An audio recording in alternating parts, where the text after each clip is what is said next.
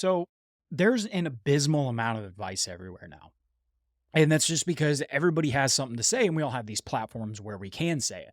And a lot of the advice out there is typically things like how to crush life, how to dominate your goals, and how to be the best version of yourself. And a lot of it is very useful and some of it's solid gold if you know how to actually use it and apply it to your life. Because what nobody teaches you is advice only works when you ground it in your specific individual reality. And most people, myself included, we take advice like it's some one size fits all cheat code, and then we wonder why it doesn't work.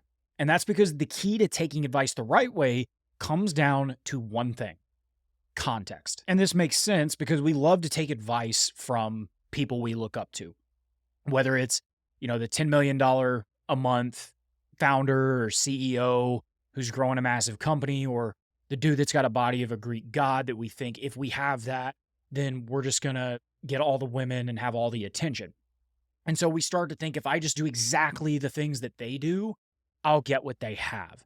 And that's where things get a little dicey. And most of the time, you're actually wrong. And the reason being is because you are not them. And when you follow advice from someone that you admire, there's a mental trap that we really don't even notice. And it's where we imagine a future version of us in their shoes as if we have the same exact identity, resources, and knowledge that they happen to have. And I know a lot of times people will come up and they'll be like, wait, isn't that what you're supposed to do? Aren't you supposed to visualize yourself like dominating your path just like they are? And yes, but we tend to take it a little bit too far because visualization is meant to fire you up. It's not meant to fool you and pull you away from your current reality. And so a lot of people will talk about like, oh, there's no need to be realistic. Don't be realistic. And to a point, yes, whenever it comes to your goals, you can be a little unrealistic. But in terms of where you're actually starting and when you need to apply specific advice for you to get over a certain problem, you do need to be realistic. And this is also because most guru advice out there comes with a huge dose of hindsight bias. They're looking back at their journey and they're connecting dots, and it makes it sound like it was some perfectly orchestrated plan. But it wasn't. It's kind of like those videos where you see where people are like, oh, if I had to go back and start over, I would do this. And it's like, I mean, you can say that all you want, but they didn't learn everything they did by following that exact path. Because the problem is they tend to skip over a lot of the messy trial and error, the random lucky breaks, and specific resources and people that help them succeed. And so now they hand you the advice that makes sense for their specific level, not necessarily yours.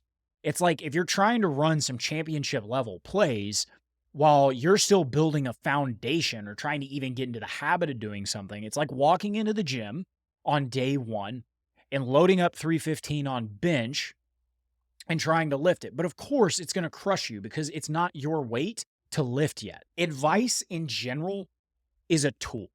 It's not necessarily a cheat code. You have to be able to adapt it to your specific situation, your resources, and your current level.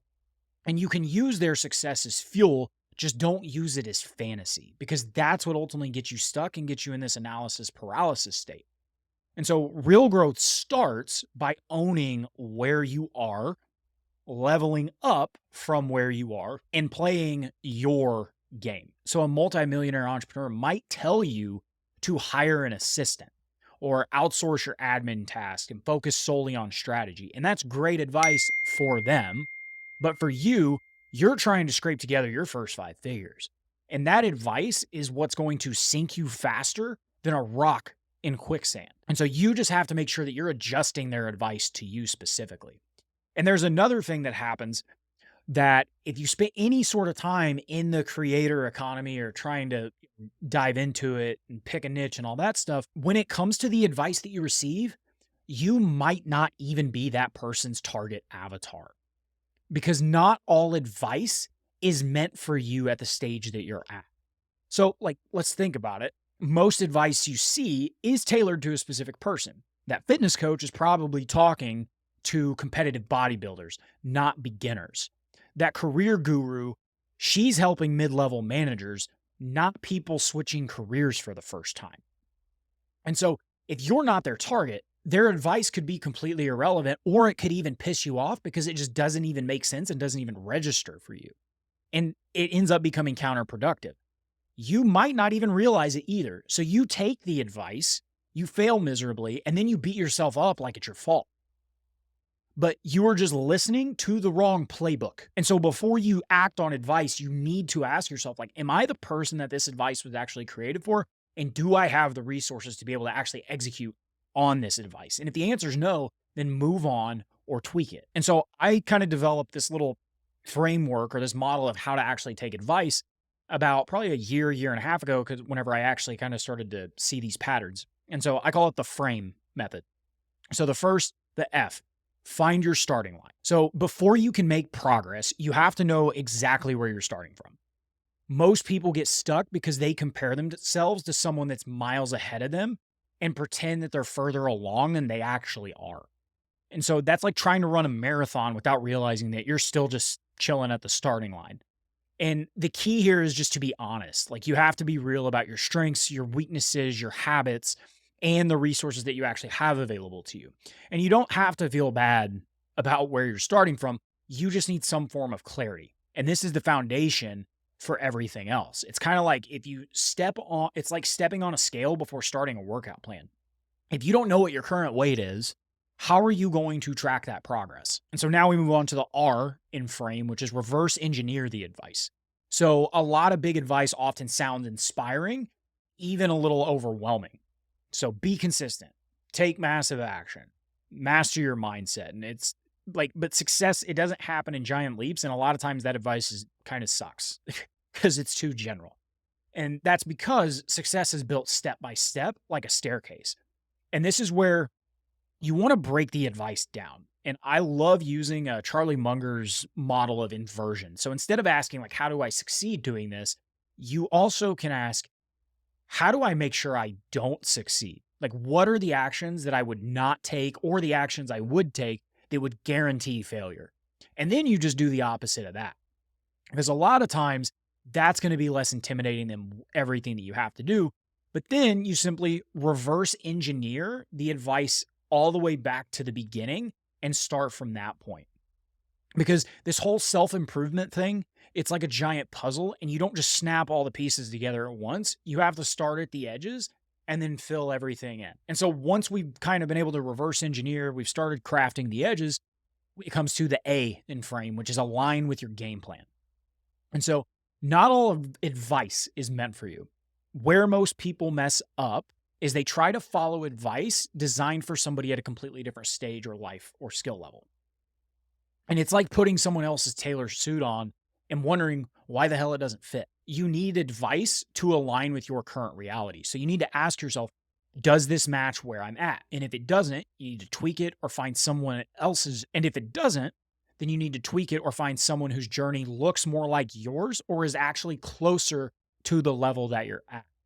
And this progress comes from matching your efforts to your situation, trying to force strategies that don't fit with what you have now. And it's a lot like just picking clothes for weather.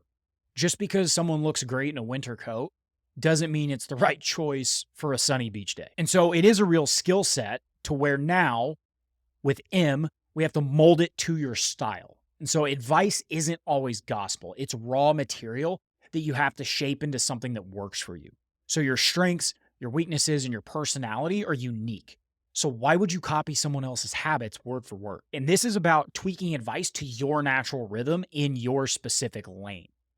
Instead of trying to force this advice or just blindly follow it, ask yourself, how can I make this work for me? Or what pieces do I need to pull out of it that can actually be useful? And what stuff do I need to discard? And you may even have to focus on a little bit different of an outcome that's still in the direction that you want to go.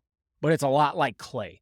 You start with a lump, but then you can shape it into something that perfectly fits the vision that you specifically have in your situation. And after we've been able to do all that, now we can actually execute, but we have to do it with patience. Because this whole self-improvement or building something or building a better life, it takes time. And there's no shortcuts. If you're expecting some form of super fast instant result that's going to change your life, you're setting yourself up for frustration. So growth is about consistency. It's about stacking the small wins every day until they compound into big results. And I actually go over this in my last video where I talked about why you can be ambitious and lazy and how to kind of get over that cycle. So I'd go check that out. But you need to think of advice like a seed that you need to plant. It won't grow overnight, and it may not even make sense now. It may make sense just at a future date. And so that doesn't mean you can't come back and use it. But like I said, it's all contextual. And the whole goal here is just to build momentum. So, because the real secret is staying in the game while others quit. And so progress is not flashy, it's boring, and a lot of times it doesn't even feel like you're making a stupid amount of progress. But what separates those who succeed from those who don't are the ones that stick to it, no matter how small or marginal the gains actually are. And so just to recap what FRAME stands for: find your starting line, reverse engineer the advice, align with your game plan, mold it to your style, and execute with patience. So I hope you guys found this useful. Next time you take advice, including mine, try to keep these things in mind and make sure that it's actually applicable to where you are now. But until then, peace.